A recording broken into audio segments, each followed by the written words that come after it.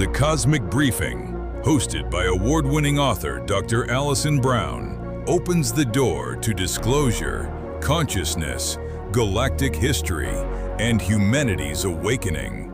Hey everyone, and welcome to the Cosmic Briefing.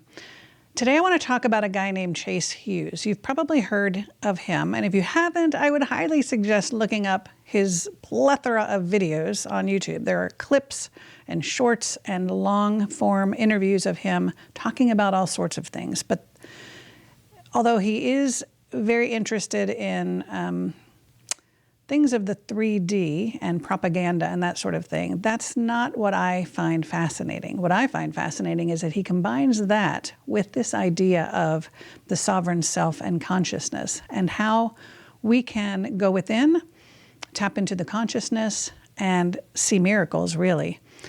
And so find some of those videos if you haven't already. But this one was one of him talking about his DMT experience. If you're not familiar with DMT, it is a substance, a chemical that can be used to tap into an alternate reality. There are lots of things that can help you to do that. Some natural substances, plant medicines, but also some chemicals that can be used.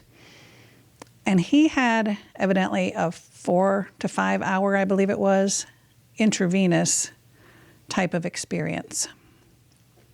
And so it was quite long, and therefore it was quite thorough and fleshed out in his experience. And so he makes no bones about it. He talks about how he did engage with another reality, the real reality, some would say, that this is just, I don't like the word illusion, but it is a point of focus. When we incarnate into a physical body, we shift our entire focus, our entire consciousness into this reality point, but we exist within many reality points at the same time. And you can shift your focus in meditation or in plant medicine to those other realities, which some would say are the true realities. But at any rate, so if you're familiar with his story, he has had some brain cognitive issues, and he's also had some kind of heart issue. I don't know the depth and detail of it, but suffice to say, he went into that DMT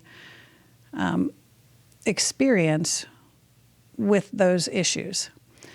And so when he was in that reality, he encountered many beings and a lot of different experiences within that one.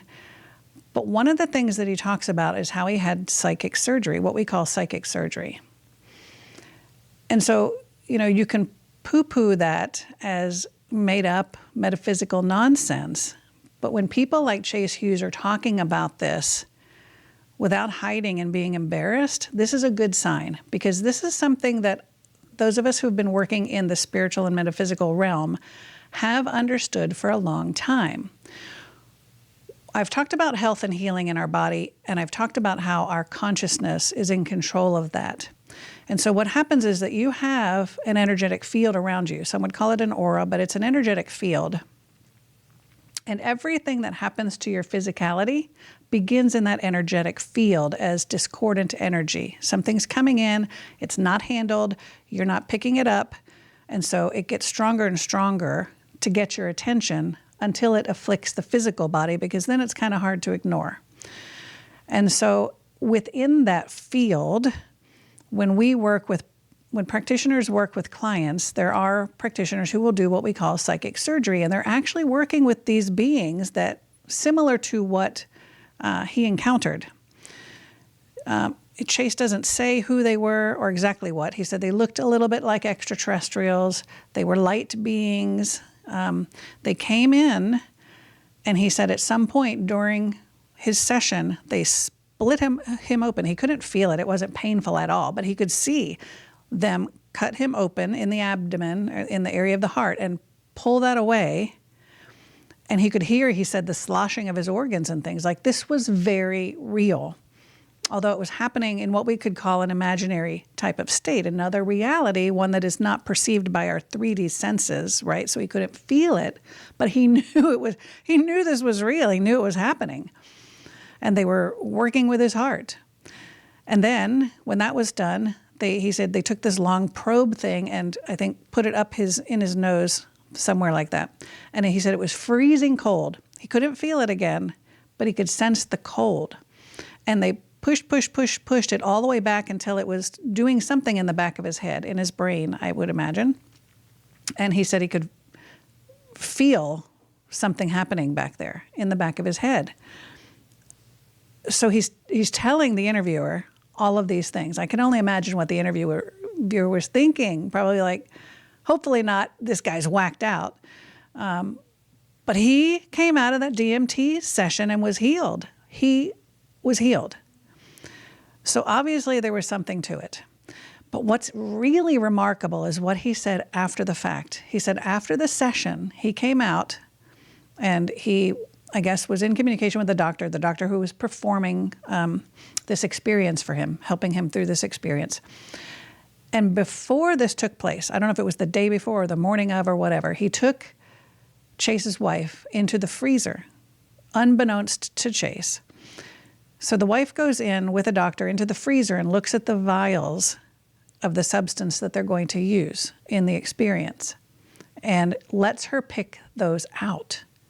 Now think about that for a minute.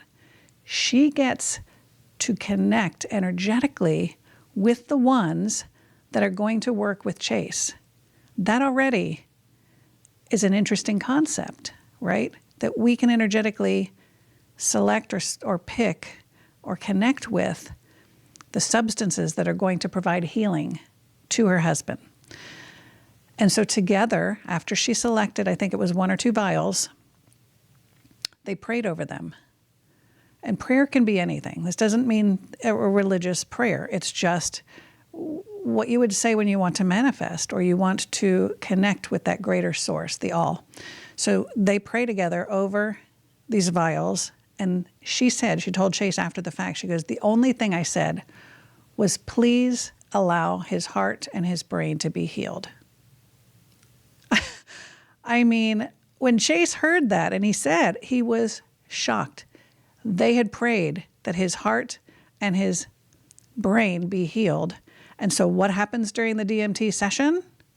And this is not influenced by anything that Chase heard. He did not overhear the conversation. They were locked in the freezer together. So when he goes under in this DMT session, the beings that needed to do that work for him showed up to do the work for him. I mean, this is just so incredible that this kind of validation and this kind of information, it's coming out into the mainstream and it's being treated like normal stuff, which is good. Because again, a lot of us have been working in this field. Will and I don't do psychic surgery per se, but I have friends in this arena that do. And sometimes an archangel will come in and help. Sometimes an extraterrestrial will come into their session and help. And they know it.